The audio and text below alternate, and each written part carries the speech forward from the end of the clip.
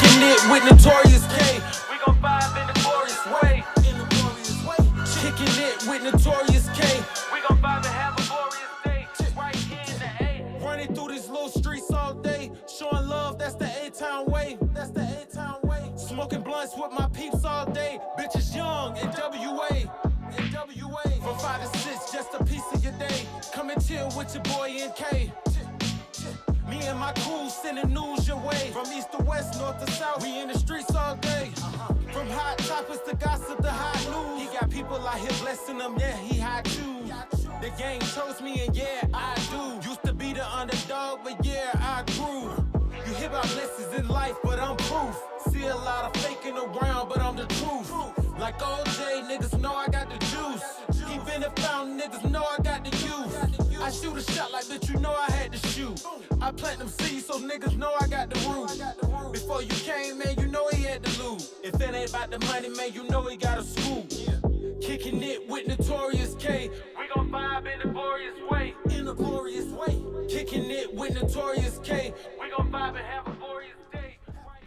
What's up, ATL? This your boy Notorious K. I'm in the building. So, for those of you all who don't know me, I'm your boy Notorious K. I go by the name Notorious Kill. Real name, Anthony. I'm an aspiring artist right here in the ATL. My latest single, I dropped last year, is entitled Blow Smoke. You can find that on all streaming platforms. My new single, Too Real, is coming soon. And I want to pass it over to my lovely co-host. What's up, ATL? This your girl, Sunshine. I go by Sunshine. You can follow me on all platforms at The Real Sunshine, Goodies and Sweet Treats ATL, Fat Like Me Boutique, Accessorize My Door. I am the Jill of all trades. Yes, she is. Okay, ATL, so kicking it off today, I want to talk about working for companies in 2023, the highs and lows. Some of the highs and lows for me in working for someone, the work environment.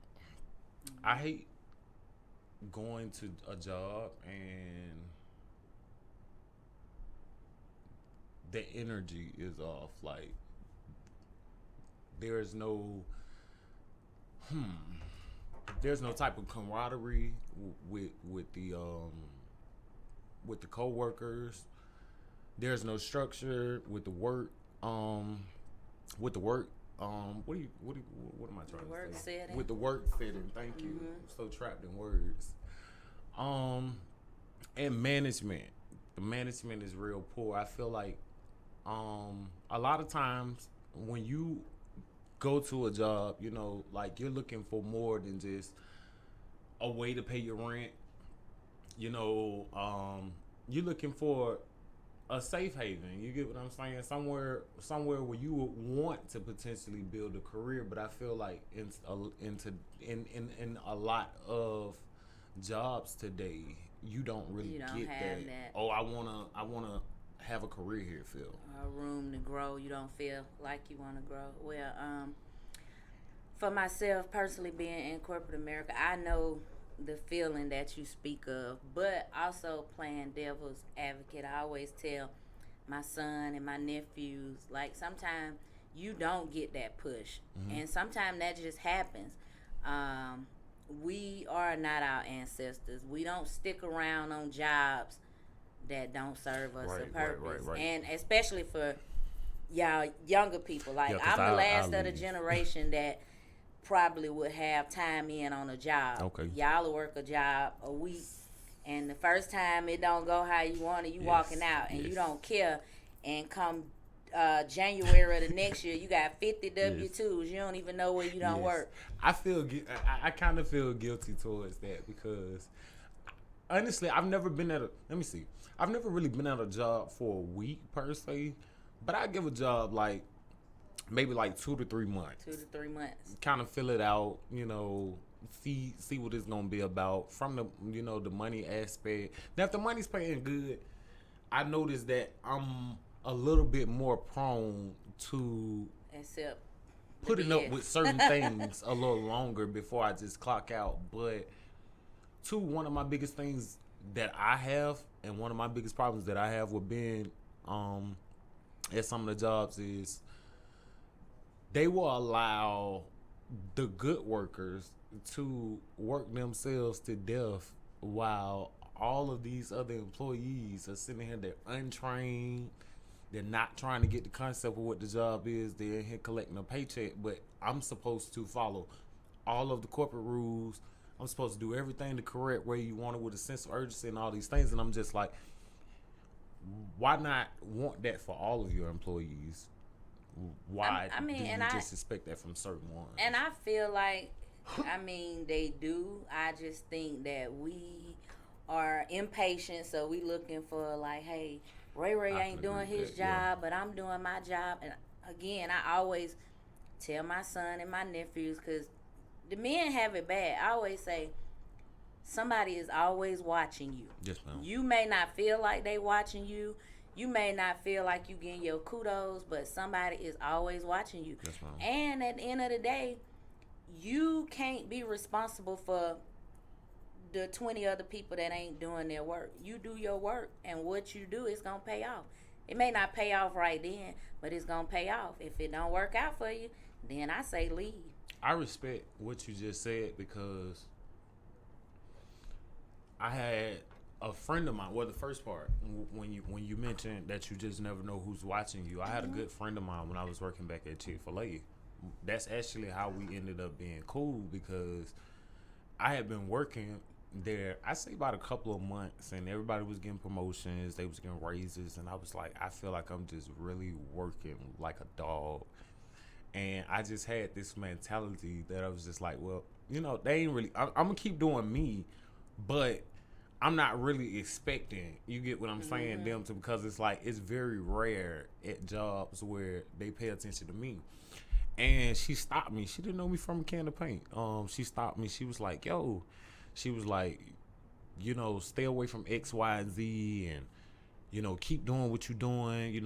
You may not have noticed, but when you was sitting over there and you was doing X, Y, and Z, the manager, he was looking at you and stuff like that. And what was crazy, I could have brushed that to the side, because usually, there's people, that's what we do. I ain't studying all that. Black people, you get what I'm saying, especially men. We don't care nothing about all that. But it was something in my spirit. I took that in heed, and I kept on doing what I'm doing. A couple of days later, the manager, he ended up sending me outside, and he had me to, step on the trash. Like when the trash gets full, so I was stepping on the trash. So in there, I was really upset that day. I was going off. I was mumbling to myself and everything. Like, I'm doing all this shit. You get what I'm saying? These people up in there kissing ass.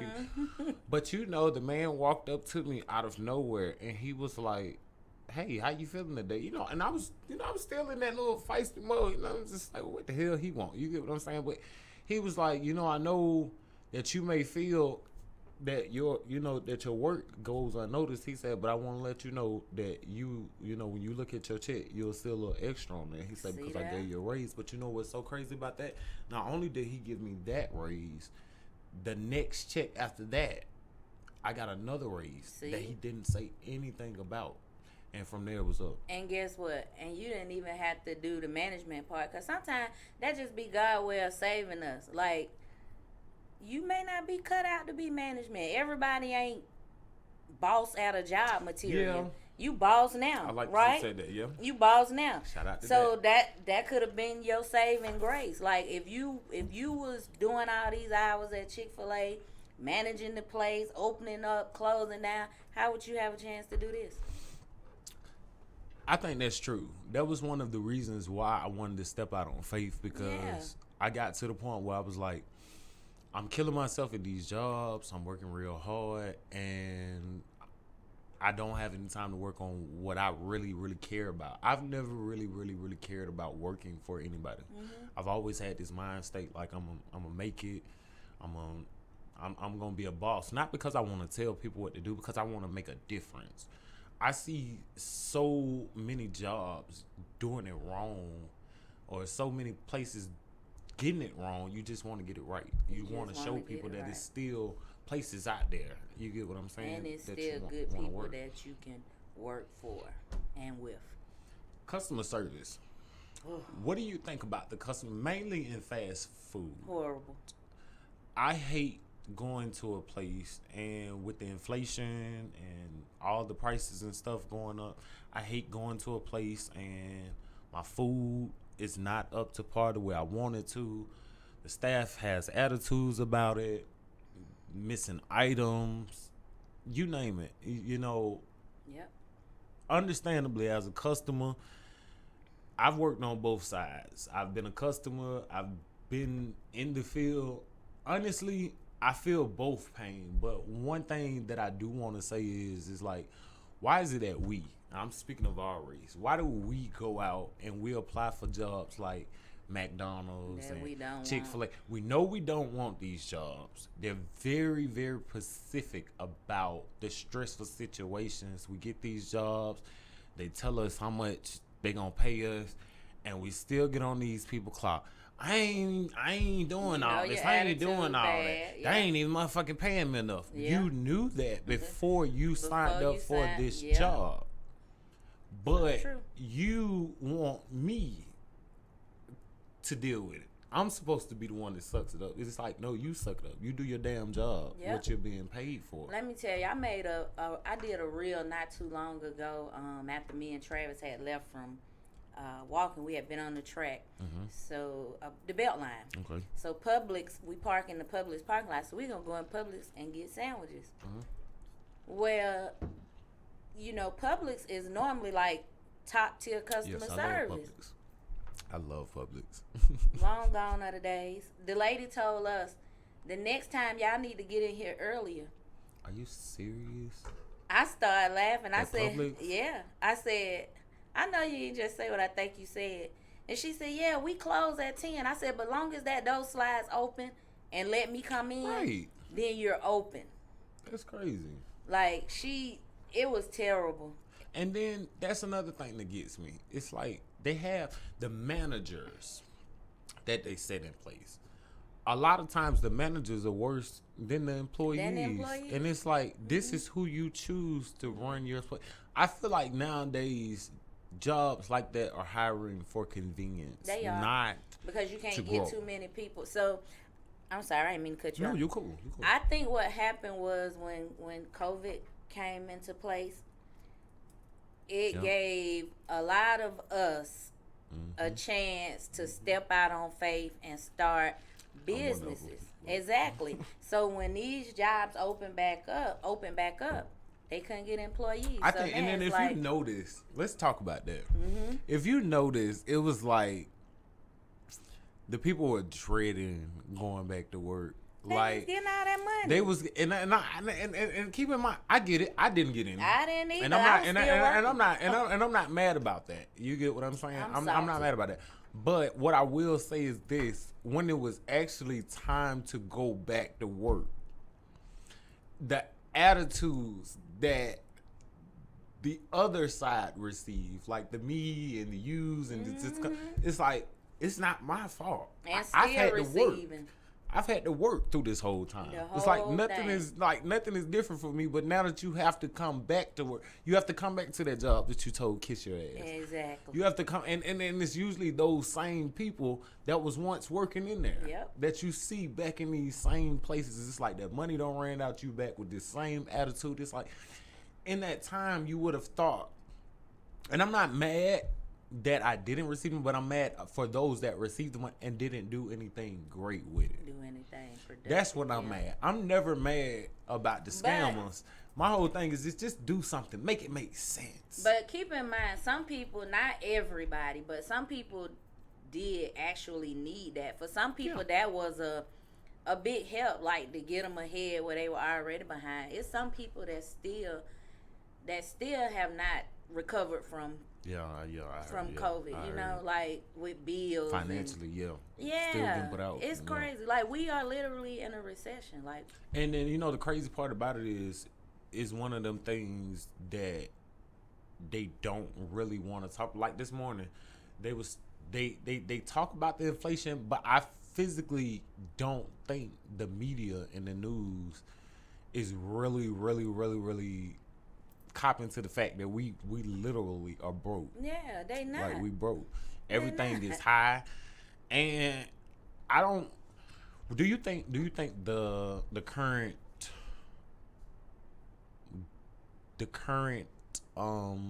officers in power have some type of play in that? I don't know. I don't really get into the whole political thing because I know it just be a bunch of bullshit to distract us from the real shit. I feel like this. You either gonna make a way for yourself or you not. You either gonna swim or you gonna sink. I agree. I totally agree with you. Just like in the third world countries, they don't have middle class people. Mm-hmm. You either gonna have it or you not. Okay. So that's just the way it is. You have to think about what's important to you, what you agree. you willing to do for your family. I totally agree. So I think that's just where we are. The whole political thing. I don't know. I just don't. It's I'm kind of left and right with that one. Sometimes I'll dabble in it. I try not to get too deep into it. I just say this. I notice certain things. I'm aware of certain things that are going on. Yeah. Am I like keen to? And one thing that I do want to touch bases on is like we're so quick as a nation, black, white, purple, brown, to say, well, for those that don't vote, well, if y'all complaining, but if you get up and vote, you get what I'm saying. It's like, but even when we vote, it's like we still get it wrong. Through somebody else, exactly, and I guess that's another thing too. Like they hyped us up. This black lady is running. This black lady, put on your chucks, put on your pearl, get out there and vote for, And I ain't seen that woman since we voted. The same with the president. I feel like I always make a joke and say he's asleep. Where he at? I don't. And you know what's so crazy about that? Because I was just talking to my friend about that. You don't really see them much, and her. Especially since he's like, well, she's over there, she's doing stuff. But I'm like, for her to be the first lady, and with all of this stuff going on, you rarely ever see her, ever. And I think that's a bit disturbing. Yeah. Okay, so topic 2, education in this generation. What do you think about the education in this generation? The education system. Like, this is, we're going to start with the school system in itself and how they're teaching the children. Like, their form, like, them wanting to take away a lot of the things, them wanting to add certain things, into topic. Like, for instance, sex education. Certain things that they want to talk about. They want to move towards discussing transgender and homosexuality. Like deeper things that I feel like when we were growing up, we weren't necessarily exposed to. I totally feel like with this generation, I feel like they're trying to brainwash them in a sense. And when I say that, it's like everything that we know about history as far as, like the culture, I feel like the school system in a sense is trying to wipe that away. Like social studies, like certain aspects about social studies, like I feel like we need to know where we came from, like we need to know that whether black or white, we need to understand what their history looks like. If I can remember correctly, even back then, they didn't teach us, the brown people, our history. Like, you know what I'm saying? We learn history, but it wasn't our stuff. So I feel like, and I'm not saying this like a black and to make this like a black and white thing. I'm saying this because I feel like it is though. It is, but I feel like we don't really get to touch bases on our real as much as we get to be exposed to their real. Yeah. It's like their real and our real are just two different reels. It's like the understanding. I feel like the overall understanding, like for me, if I had a black child in this society, I would want my black son or daughter to be familiar with all of the adversities that we've had to go through to just be able to be who we are. Right. And we only get that in February for those 28 days. Yeah, and even about that, I feel like, not saying that I want to make it more so about us, but it's like we are the backbones. We are the blood, sweat, and tears of this place. It's like everything that you see has us in it. So I just think that's crazy. One thing that I do want to talk about is changes that I feel like need to be made as far as the school system. I do feel like they need to go back to metal detectors, because my thing is this: when we were growing up, we couldn't even get something as small like as a bag of chips into the school. You got children bringing in knives, guns, all types of weapons, and it's like, for me personally, you know, I'm always asked, well, why don't you have any kids? Or you want to? I wouldn't want to bring a child into this world, crazy, in this generation. It's like, I know that as a young black male, I had my mom worried just with some of the things and some of the actions that I chose to make. But for me to have a kid in today's society, it's crazy. It's scary, it's like, you know, having to worry about them being safe at school. And then one of the biggest things that get me with the school system is that they don't really have. I feel like they've let go of the sense of protecting the school. You know, like back in the day, we had truancy officers, police officers. Yeah, you know, like I remember skipping school, you know, a couple of times. I've been picked up by the truancy officer. We had to go to the truancy station. They called my mom. Or if you get halfway up the street, there go coach somebody standing there waiting to take. I remember leaving out of Washington High School, and the principal, he could, like, as soon as we went around the corner, he cut us off in his car. Get y'all ass back to the school. You know what I'm saying? I never forget that. So I totally agree with you on that. I feel like it's way too accessible, not even just for the students, but for predators to get in. It is. And on the flip side, it's like, I think I said something about this last week about people being too sensitive. Adults feel like, you ain't gonna talk to my child that way. The teacher ain't gonna tell my son what to do. The teacher ain't gonna, like, no, like, you need that. What happened to the village? My thing about that, and I'm glad that you touched bases on that, because it's like, you're not going to discipline them, and then they come up here, they jump on us, and you don't want me to say nothing to them. And you don't want me to say nothing. You know they bad as hell. But if I do say something to them, then I got to deal with you. So for me, I blame the parents too as well, because it's like, at what point do we ditch that attitude? It's like, no, the teacher is not always wrong. And I feel like we live in a day and age where if your child come home and say, oh, XYZ did this, oh, I'm going to go up there and I'm going to go kick her ass. 9 times out of 10, you know your child. The teacher could call me and I know out of my 3 kids, which one, like, oh, yeah, she did it. Nah, that's she ain't did nothing like that. Oh, yeah, he did it. Like, that's how my mom was.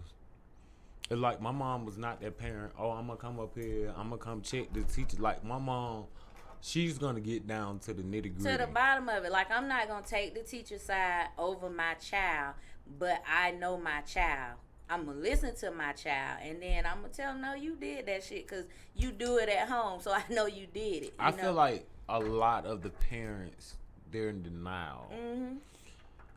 Even when I was growing up, I would have... And I know I'm kind of jumping a little bit, and we're still going to cover that, but I would have kids that would bother me or that I would get into it with and stuff like that. And when it came down for our parents to have to, you know, have their conversation, it's like the other party they're so in denial about like, oh, I don't think my child did this and this. It's just like, really? So you really don't believe your child is a bully?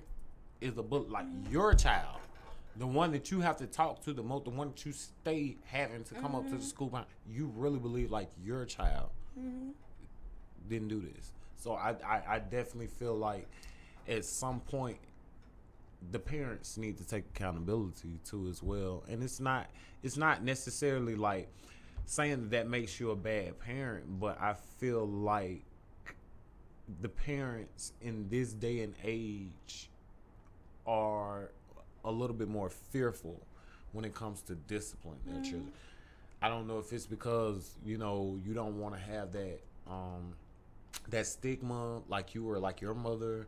You know, some of their parents probably didn't even whoop them. Right. You get what I'm saying? So I have to take that in accountability too. And that's something else I was thinking about. A lot of them probably didn't even get discipline. We live in a world nowadays where the older generation, and it's not speaking of like the older generation where we came from, but the older generation are just releasing these kids to the world.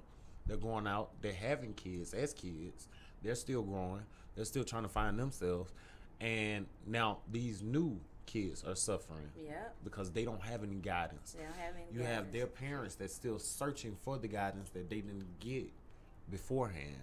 So, or living through their kids, yeah, the time that they didn't get to do things. And now, like I said last week, yeah, you your child best friend, and it's no such thing. Like especially, I see that a lot with females and their daughters mainly. It's like, I'm gonna let her dress a certain type of way. I'm gonna let her have a boyfriend. Coming up, even with me being a male, I couldn't come in. I would come in the house and I hit, hey, mom, I got a girlfriend. You ain't got no damn girlfriend. You got a friend. You need to worry about them books. You get what I'm saying? But nowadays it's like, oh yeah, she got a little boyfriend. Oh yeah, she pregnant. She 13 here. It's like, that's cute. That's the norm. It's social media too. People, it's like a drug. Like people looking to post. I notice it a lot on TikTok. You on TikTok? I'm still trying to understand TikTok. Don't judge me. I love TikTok, but TikTok, you got to help me understand. Yeah, that, I love I'm TikTok, like, but on TikTok you can find out a person's whole life story. Like sometimes I'm laying there and I'm so invested because they'll come on crying, and then you got somebody in the comments and say, we need story time, and they telling all of their business. And it was a lady on there whose daughter had got pregnant. I think she was like 13 or 14, and she's saying the daughter gonna keep the baby, and the boy family is a nice family. And I'm sitting here thinking, first of all, you don't even know these people on TikTok who you telling all your business to. It's like, it's a drug. Like people just, I feel like we're so invested with telling our business to absolutely complete strangers. And when they start to comment back, now you mad. Now we're mad. It's like, if you don't put your personal business out there for the world. First off, Facebook and Instagram was originally created to be like something fun. You know, like little Kiki. But I feel like now it's turned into like this high school talent show. This compatibility contest. You get what I'm saying? It's like, oh well, I'm over here, I'm living this life, and you know, I'm over here, I'm doing this. Or oh, she said that, and we said, it's like, we lost sight of reality. And it don't, 9 times out of 10, it's not even what people post. Like, you know or see that person in real life, and I think that's the thing that gets me.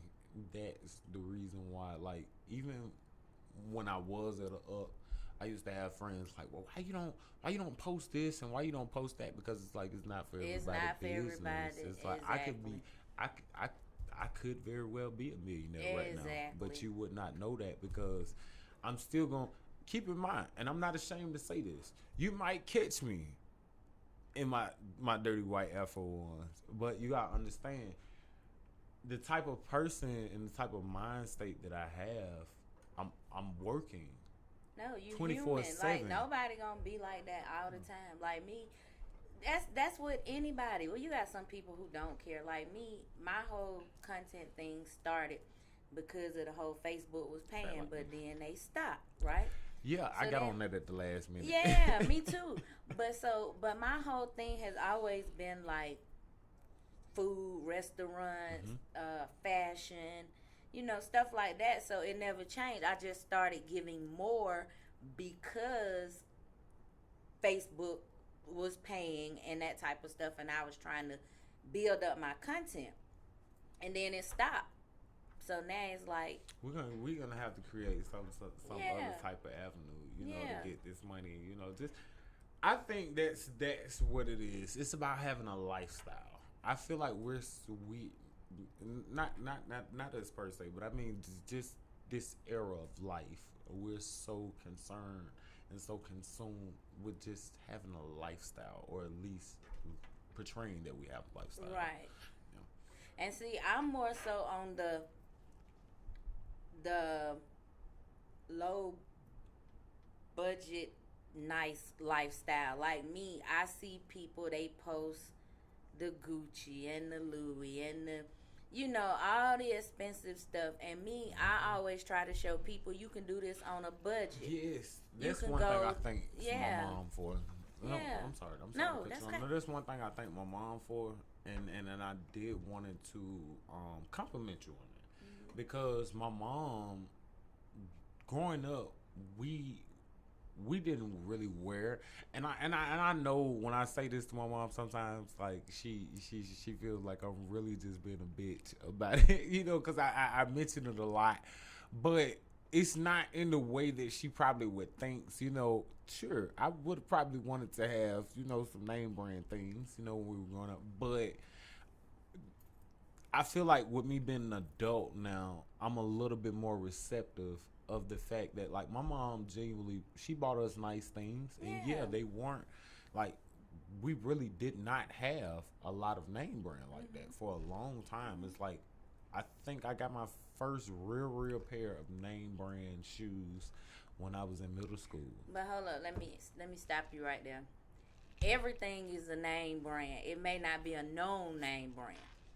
She used to say that. Everything is a name brand. She used to say that when I was younger, and I never you really could got take, that. You could take, let's just say, for instance, John Wayne gear. We don't know who John Wayne is, but you can wear it so much and you can style it till you put John Wayne on the map. So everything is a name brand. It's just not a known name brand. It's not a trend. And me personally, I ain't never like following trends. I like stuff that other people won't wear. I put on the ugly, crazy looking outfit. And that's what it really got me into. Yeah. Being your own self. It did. Because everybody walking around with the same and they broke Gucci bag and the same. Now, we all know Gucci ain't made that many, so somebody telling a lie. Yeah. Right? Amen to that. So at the end of the day, you just got to have your own swag and go with it. Yep. I don't care what people say. I'll buy me a knockoff bag. I got a couple of real ones, but I got a few knockoffs, and I carry them just the same. Like, I don't mind getting some cheaper pieces, because there are times where I do go big, but it's not my first option. I know how to look at this $500 outfit and say, well, you know what? I can still look just as good in this $50 outfit that I just put together. And put that little extra money towards maybe some nicer shoes. Or something. It's just about accessorizing. I feel like a lot of people don't know how to accessorize the right way. We live in a generation where they just go into the store, hey, I want that right off the mannequin. It's like they're mannequin dressing. Yeah. They're not really dressing because they have a style. You remember back in the day when people just, like, everybody just had style. Everybody had their own thing going on. Everybody had their own thing, yeah. Let's get into this teacher salary real quick. I feel bad for the teachers. I feel like they deserve more. Really quick, one of my biggest issues about this is the fact of they expect you to have a certain amount of experience before you are paid a decent salary. Like, for instance, if you're working between 0 to 1 year, your average salary will probably be about $18,000 unless you have an associate's or a bachelor's degree. But opposed to you working some 20 plus years, and at the most you're making about 59,000 now. I'm not a teacher, and I don't ever think I ever want to be one. But my thing is just this: for the amount of ass whippings, excuse my French, that the teachers are receiving, the disrespect, practically raising a lot of these badass children, I feel like they should be at least get paid at least 100,000. Okay, that's just my the minimum. That's the minimum, right? Yeah, that's just the minimum because and when I say that, let me be specific. I'm speaking of middle school teachers and high school students. Because I feel like they have the worst. I feel like those are the worst kids. The middle school and the high school kids. All of them. You think so? Yes. Because think about all the small kids that have what do they call it? ADHD, autism, some type of learning behavior. Yeah. Those kids jump on. Yeah. On okay. The Yes, I agree too, with you on that. I agree with you on that.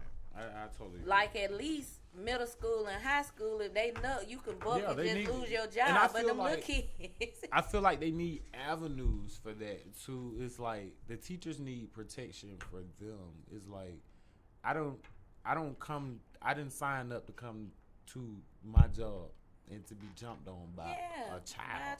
Somebody else's child at that. And then it's like, if I put my hand on this child and I got to deal with your ignorant parent, I have to deal with all that. I feel like there should be security measures set up for these teachers, like a button in the classroom or something. Speaking of that, I heard that in Alabama, they're creating these safe rooms, these safe box rooms for the classroom setting, so that like in the event if a shooter came in and stuff like that, all the kids, they can go into this safe box that they can lock themselves into. How do you feel about that? How would you feel about that? Like if they installed those into the classrooms and a situation happened and they just had to go into this little room. I guess it would be a precautionary, but why not make a safe box on the outside by hiring somebody to not let them in? Because I know when I used to go to the school for my kids, you had to be buzzed in. Somebody had to come open the door. You got to go straight to the office and tell them where you going. All of that. Like, I just feel like the school system really has gotten to a point where they're really lenient on. And then, I'm sorry. Go ahead. No, you're cool. They're really lenient on their precautions. Yeah, because think about this. Back to you saying the middle school and the high school student. Remember just a couple of months ago somewhere the 6-year-old little boy took a gun to school and shot the teacher? Yeah, and then that's another thing that kind of gets me with that.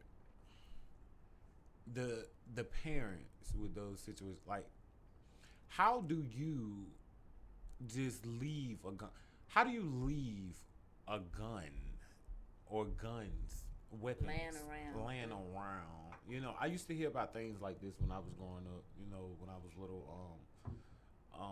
there was a situation where a younger girl, she was like maybe 1 or 2, and she reached up under the couch and she grabbed her parents' gun and stuff like that. My thing with that is that it's like having a dog or something like. Well, I wouldn't compare it like that, but it's like when you have kids,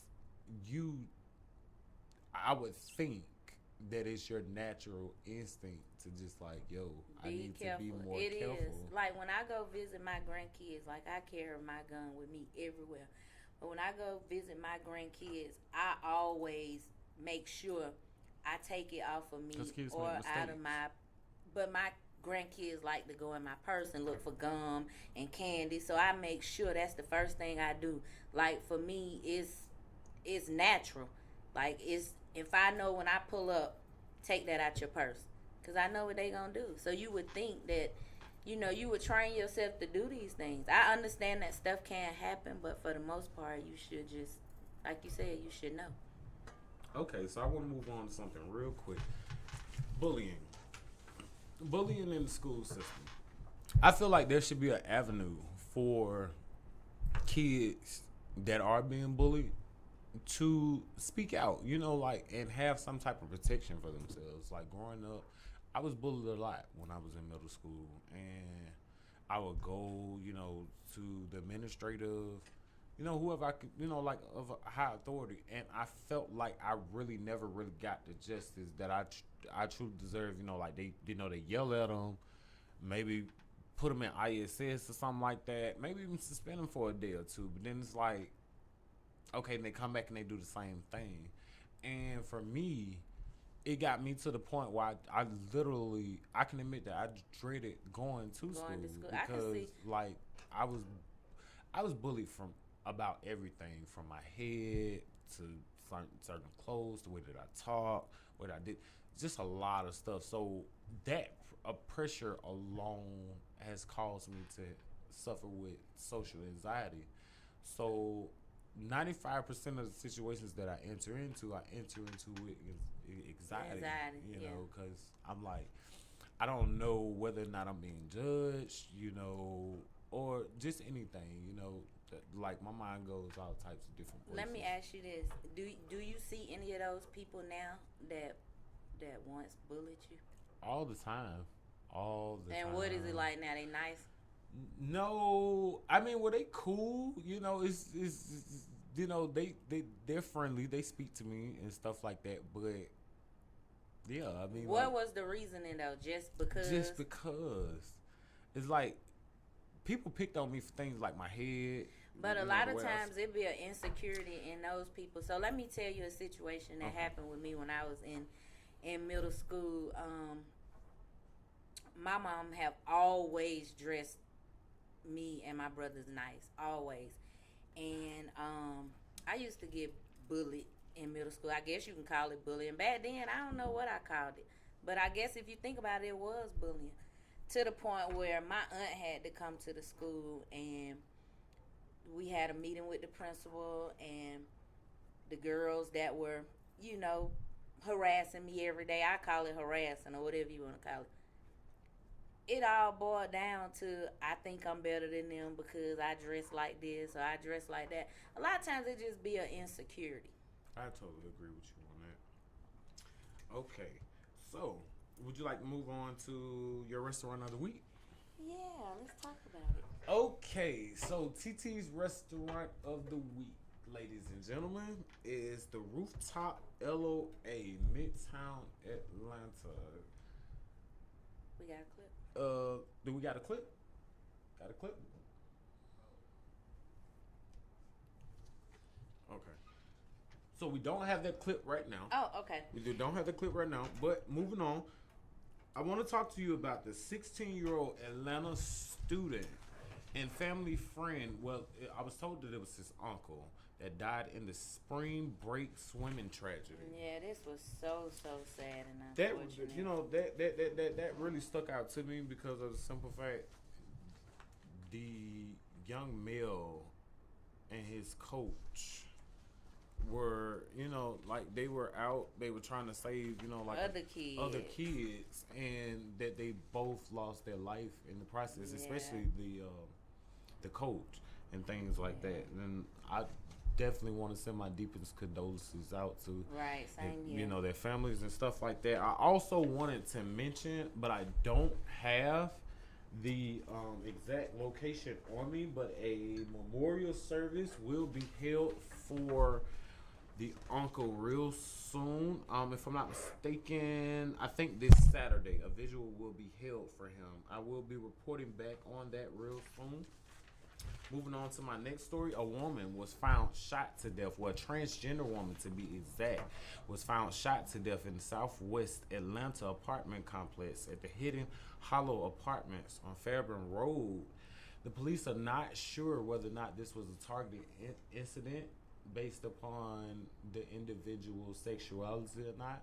But the police right now are doing an active investigation about this, and more details will be provided for you soon.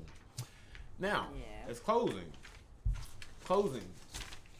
I would like to talk to you guys about the upcoming documentary, the Freaknik documentary. What do you think about that? Let's cover that real quick before we get out of here. So the internet has been going crazy about this doggone documentary.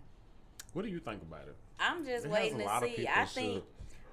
I actually think the internet is hyping it up and it's not gonna be. I really do too. Yeah, I really do too. I just feel like they're trying to scare a lot of people and stuff. Because honestly, it's been footage already out for years and stuff like this. So I'm just really like, what more could they possibly have? What? Yeah, because everybody know what was going on. Hey. Now, real quick, one more thing. I want to talk to you about some must-see TV and film. If you haven't already seen, I want to invite you guys to go ahead and check out the Monique I Am Monique comedy special. It was really, really, really dope. Shout out to Monique. I really absolutely love her to death. And while you're at it, once you're done watching that, check her out in The Reading. Also, she was crazy. Yes, I really, really love that. A lot of people, they had mixed reviews about it, but I really, really love that film. If you also haven't checked out in theaters right now, John Wick 4. I haven't really had the chance to see that, but I've heard really, really great things about it. I'm actually going to probably check that out tonight. I'll give you my review on that next episode. And last but not least, Queen Some More, Queen Chandelier. I absolutely love this. I recommend. This is a 10 out of 10 comedy special. Everybody go check that out. Check it out. This has been another exciting Thursday. I thank you for joining me and my beautiful, lovely TT, my co-host, Miss Sunshine, as we kicked it in A Wit Notorious K. See you in about 2 weeks. Next week's episode is canceled.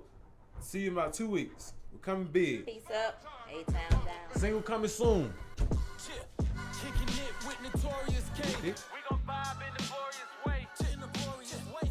Kicking it with Notorious K. We gon' vibe and have a glorious day. Right here in the A. Kicking it with Notorious K. We gon' vibe in the glorious way. In the glorious way. Kicking it with Notorious K. We gon' vibe and have a glorious day. Right here in the A. Running through these little streets all day. Showing love, that's the A-Town way. That's the A-Town way. Smoking blunts with my peeps all day. Bitches young in WA. From 5 to 6, just a piece of your day. Come and chill with your boy NK. Me and my crew sending news your way. From east to west, north to south, we in the streets all day. From hot topics to gossip to hot news. He got people out here blessing them, yeah, he hot too. The gang chose me and yeah, I do. Used to be the underdog, but yeah, I grew. You hear about blessings in life, but I'm proof. See a lot of faking around, but I'm the truth. Like OJ, niggas know I got the juice. He been a fountain, niggas know I got the youth. I shoot